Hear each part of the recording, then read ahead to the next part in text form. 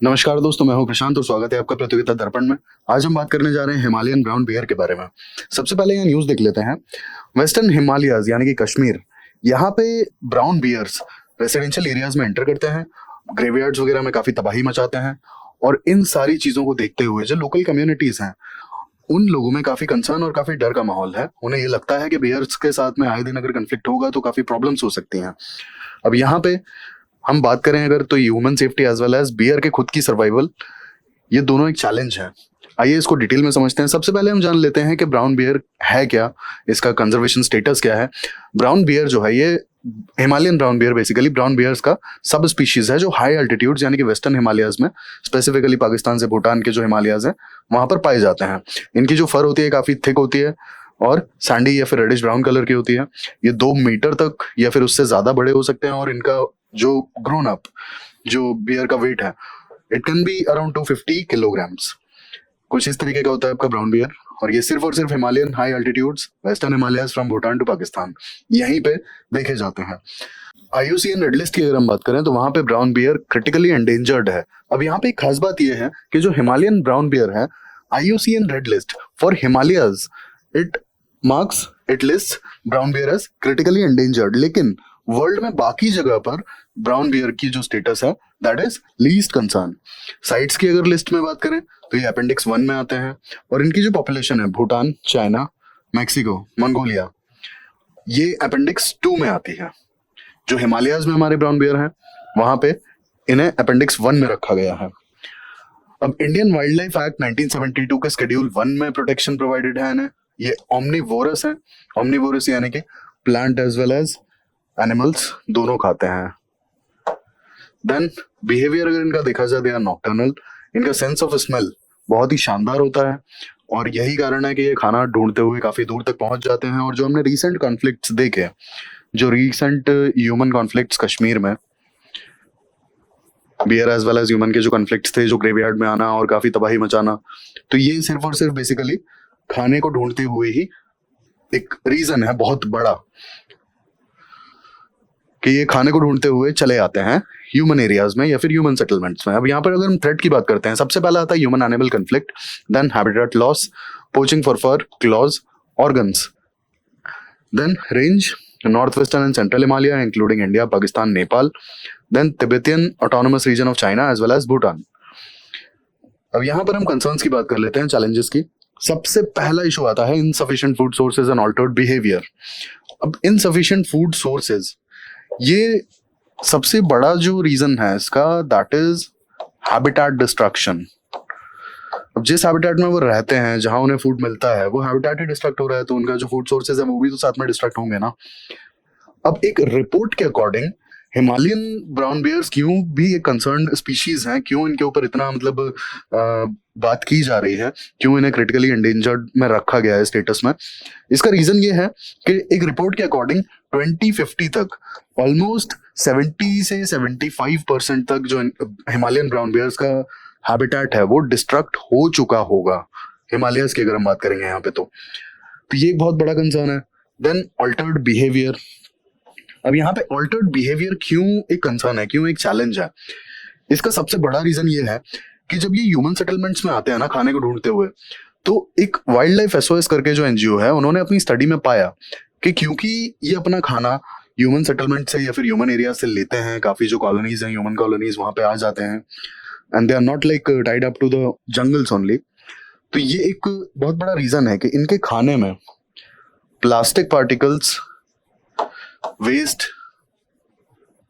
ये सारी चीजें इनके खाने में देखी गई हैं, ये इनके खाने का पार्ट है। और जब ये प्लास्टिक एज वेल एज जो वेस्ट है, ये टॉक्सिक चीजें हैं, ये जो केमिकल्स हैं, ये अगर वो उसे खाएंगे तो ऑब्वियस सी बात है कि उसका असर इनके बिहेवियर पे पड़ेगा ही पड़ेगा। दिस इज द रीजन कि ऑल्टर्ड बिहेवियर एक चैलेंज है, क्योंकि ऑलरेडी फूड शॉर्टेज है, हैबिटेट डिस्ट्रक्शन भी हो रहा है साथ के साथ में। दिस इज द रीजन कि हिमालयन ब्राउन बियर्स के लिए जो फूड है वो शॉर्टेज है। और जब ये ह्यूमन एरियाज में आ जाते हैं, ह्यूमन कॉलोनीज में आ जाते हैं, तो वहां पे कई बार जो इनका मेन अट्रैक्शन होता है ना खाने के लिए, वो जो डिस्कार्डेड फूड होता है, जो डिस्कार्डेड फूड है, जो वेस्ट है, ये वहां चले जाते हैं। जैसा हमने देखा कि इनका सेंस ऑफ स्मेल काफी तेज होता है। अब डिस्कार्डेड फूड में क्या होता है कि कई बार हम लोग ये सोच के फेंक देते हैं कि वो सीधा सीधा वेस्ट में जाएगा, तो हम लोग पॉलिथीन्स में पैक करके या फिर जो भी हम जैसे अपना वेस्ट डिस्पोज करते हैं, या फिर सपोज अगर पैकेजिंग वाला खाना है तो कई बार हम थोड़ा बहुत खाना बचा हुआ रह जाता है, थोड़ा बहुत हम ऐसे ही फेंक देते हैं, है ना। कई बार थोड़ा बहुत खाना लाइक उसमें जो डिस्पोजल प्लेट्स है उसमें होती है लगा रह जाता है, जरूरी नहीं है कि हमने छोड़ा ही हो, बट क्योंकि इनका सेंस ऑफ स्मेल इतना तेज होता है कि वहां तक पहुंच जाते हैं। तो जैसा बीच में हमने केस देखा था काउस के केस में कि वो पॉलिथीन खा जाती थी, सेम केस इनके साथ में भी होता है कि ये कई बार होता है डिस्पोजेबल प्लेट्स या फिर ये पॉली बैग्स जिसमें वेस्ट डिस्पोज किया जाता है तो वो भी खा जाते हैं। इसके बाद आपका माइक्रोप्लास्टिक्स हो गया, इसके बाद कुछ टॉक्सिक केमिकल्स हैं एग्जाम्पल के लिए पॉलिथीन और ये सब, तो ये भी ये खा जाते हैं। And this is the reason कि ये जब discarded food as well as जो वेस्ट है उसकी तरफ ही आते हैं तो काफी सारी चीजें जो इन्हें नहीं खानी चाहिए वो भी खा जाते हैं ये। और यही कारण है कि इनका जो बिहेवियर है ये अल्टर होता जा रहा है। और बिहेवियर में alteration basically it's about the aggressiveness. Already bears aggressive होते हैं ऐसा नहीं है, लेकिन एग्रेसिवनेस बढ़ती जा रही है और भी बॉडी में कुछ चेंजेस हो रहे हैं due to these like toxic substances. तो ये हमने पहले चैलेंज पे बात की। अगले चैलेंज पे अगर हम बात करेंगे तो restricted distribution as well as declining population. अब इंडिया में ऑलरेडी इनकी पॉपुलेशन कम हो चुकी है और जैसा कि हमने देखा जो इनका डिस्ट्रीब्यूशन है it is limited up to the western Himalayas, ठीक है। भूटान वाले रीजन में थोड़ा बहुत है, अदरवाइज वेस्टर्न हिमालयाज में ही सीमित रह गए हैं। और वहां पर भी सबसे बड़ा जो प्रॉब्लम आ रहा है दैट इज हैबिटाट डिस्ट्रक्शन। ये एक बहुत बड़ा इशू है।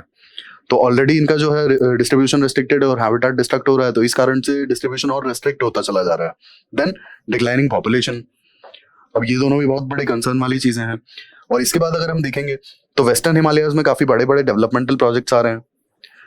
देन क्लाइमेट चेंज, तो ये भी इश्यूज हैं जिसकी वजह से हैबिटाट डिस्ट्रक्शन फर्दर एग्रीवेट होगा।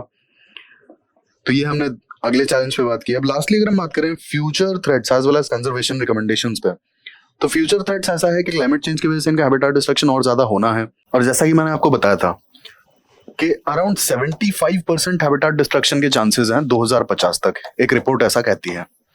तो जब इतना हैबिटाट डिस्ट्रक्शन हो चुका होगा तो ये जाएंगे कहाँ?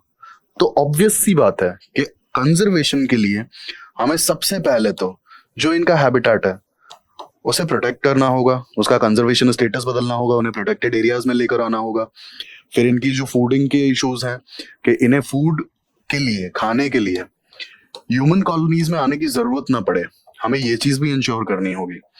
एंड लास्टली जो हैबिटाट के आसपास वाले रीजन्स है जहां पे ह्यूमंस की सेटलमेंट है, जो भी आसपास की कॉलोनीज हैं जहां बियर्स के आने के चांसेस बहुत हाई हैं, वहां पे कुछ इस तरीके के स्टेप्स लिए जा सकते हैं कि bear as well as human का जो कन्फ्लिक्ट है, जो इंटरेक्शन है वो मिनिमल हो, पहली बात। दूसरी बात, खाने की उनके पास खुद की इतनी लाइक सोर्सेज हो, इतना मतलब जो फॉरेस्ट है उनका इतना प्रोड्यूस हो गया उन्हें ह्यूमन एरियाज तक आने की जरूरत ना पड़े। एंड लास्टली जो भी जैसा हमने यहाँ पे देखा था एक इशू वेस्ट का सबसे बड़ा इशू था, ठीक है, कि जो वेस्ट है, डिस्कार्डेड फूड है और वो सारी चीजें हैं उनकी तरफ ये लोग इजीली चले आ रहे हैं। रीजन उसका मैंने आपको बताया था, स्मेल, कि इनका जो सेंस ऑफ स्मेल होता है बहुत ज्यादा अच्छा होता है। तो बेसिकली जो हिमालयन बियर्स का हैबिटाट है उसके आसपास के जो पेरिफेरी में एरियाज है वहां पर वेस्ट डिस्पोजल, वेस्ट मैनेजमेंट ये बहुत अच्छे से होना चाहिए, वेस्ट कलेक्शन बहुत अच्छे से होना चाहिए, उसे ऐसी जगह पर डिस्पोज करना चाहिए जहां ये लोग बेसिकली मतलब हिमालयन बियर पहुंच ना सके, और बहुत अच्छे से मैनेजमेंट होना चाहिए उसका। ऐसा नहीं है कि आज होता है कि वेस्ट कलेक्ट तो कर लिया लेकिन वो कहीं सिटी में ही पड़ा हुआ है। अगर पता है कि वहां तक हिमालयन बियर्स पहुंच सकते हैं, इट शुड बी डिस्कार्डेड और उसे जल्द से जल्द वहां से हटा देना चाहिए उसे डिस्पोज करने के लिए। तो ये कुछ स्ट्रैटेजीज हो सकती हैं। इसके बाद जो हैबिटाट है उसे प्रोटेक्ट किया जा सकता है, ठीक है। और लास्टली डिक्लाइनिंग पॉपुलेशन को लेकर के हम जो परफेक्ट ब्रीडिंग कंडीशंस है वो प्रोवाइड कर सकते हैं ब्रीडिंग सेंटर्स में बेसिकली। तो जो आर्टिफिशियल कंडीशंस अगर हम प्रोवाइड करेंगे, जो भी परफेक्ट कंडीशंस चाहिए ब्रीडिंग के लिए, तो उससे पॉपुलेशन को भी थोड़ा सा मैनेज किया जा सकता है। तो that's how conservation will work. तो ये हमने बात की हिमालयन बियर पे जो इश्यूज आ रहे हैं एनिमल ह्यूमन कन्फ्लिक्ट से लेकर के और food shortage and habitat destruction, वो सारी चीजें हमने डिस्कस की और इसके वे फॉरवर्ड पे बात करी। ऐसी इन्फॉर्मेटिव वीडियोस के लिए हमारे साथ जुड़े रहिए। Thank you, thanks for watching.